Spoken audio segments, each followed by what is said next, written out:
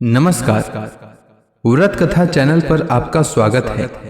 आइए सुनते हैं गणेश जी की कहानी। प्राचीन काल की बात है। एक बार गणेश जी ने पृथ्वी के मनुष्यों की परीक्षा लेने का विचार किया। वे अपना रूप बदलकर पृथ्वी पर भ्रमण करने लगे। उन्होंने एक बालक का रूप बना लिया। एक हाथ में एक चम्मच में दूध ले लिया और दूसरे हाथ में एक चुटकी चावल ले लिया और गली गली घूमने लगे।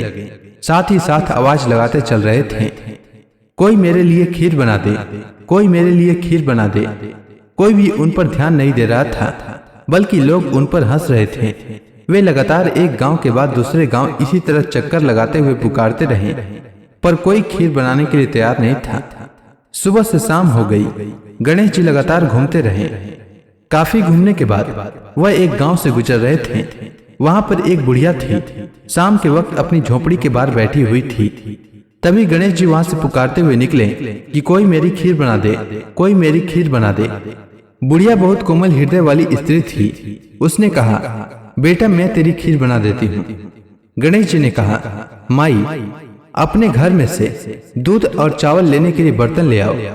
बुढ़िया एक कटोरी लेकर जब झोपड़ी के बाहर आई तो गणेश जी ने कहा, अपने घर का सबसे बड़ा बर्तन लेकर आओ। बुढ़िया को थोड़ी झुंझुलाहट हुई, पर उसने कहा, चलो बच्चे का मन रख लेती हूँ। और अंदर जाकर वह अपने घर से सबसे बड़ा पतीला लेकर बाहर आई। गणेश जी ने चम्मच में से दूध पतीले में उड़ेलना शुरू किया।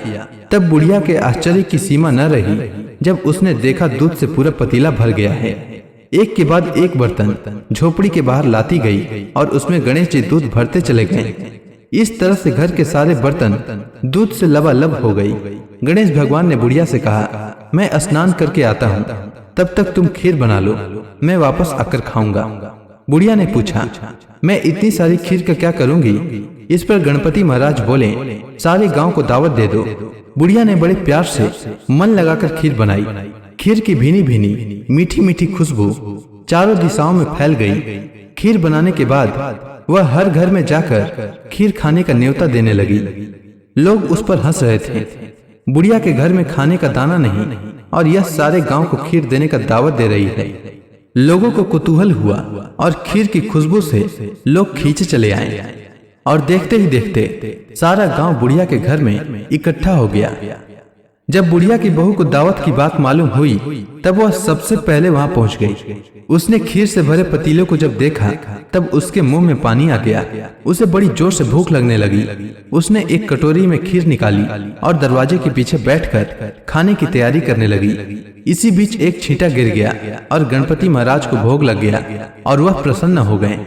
अब पूरे गांव को खाने की न्योता देकर बुढ़िया वापस अपने घर आई तो उसने देखा बालक वापस आ गया था। बुढ़िया ने कहा, बेटा खीर तैयार है, भोग लगा लो। गणपति महाराज बोले, माँ भोग तो लग चुका है, मेरा पेट पूरी तरह से भर गया है, मैं तृप्त हूँ, अब तू खा ले, अपने परिवार और गांव वालों को खिला। बुढ़िया ने कहा, यह तो बहुत ज्यादा है, सबका पेट भर जाएगा, इसके बाद भी यह बच जाएगा, उस बची खीर का मैं क्या करूंगी? इस पर गणेश जी बोले, उस बची खीर को रात में अपने घर के चारों कोनों में रख देना। और बुढ़िया ने ऐसा ही किया। जब सारा गांव जी भरकर खा चुका तब भी ढेर सारी खीर बच गई। उसने उसके पात्रों को अपने घर के चारों तरफ रख दिया।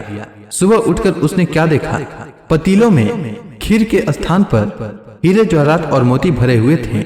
वह बहुत खुश हुई। उसकी सारी दरिद्रता दूर हो गई और वह आराम से रहने लगी। उसने गणपति महाराज का एक भव्य मंदिर बनवाया और साथ में एक बड़ा सा तालाब खुदवाया। इस तरह उसका नाम दूर दूर तक प्रसिद्ध हो गया। उस जगह वार्षिक मेले लगने लगे। लोग गणेश जी की कृपा प्राप्त करने के लिए उस स्थान पर पूजा करने और मान्यताएं मांगने के लिए आने लगे और गणेश जी सबकी मनोकामनाएं पूरी करने लगे। तो हे गणेश जी महाराज, जिस तरह आपने बुढ़िया की मनोकामना पूरी की, उसी तरह हर कथा सुनने वालों की मनोकामनाएं पूरी करें। तो प्रेम से बोलिए गणेश जी महाराज की जय।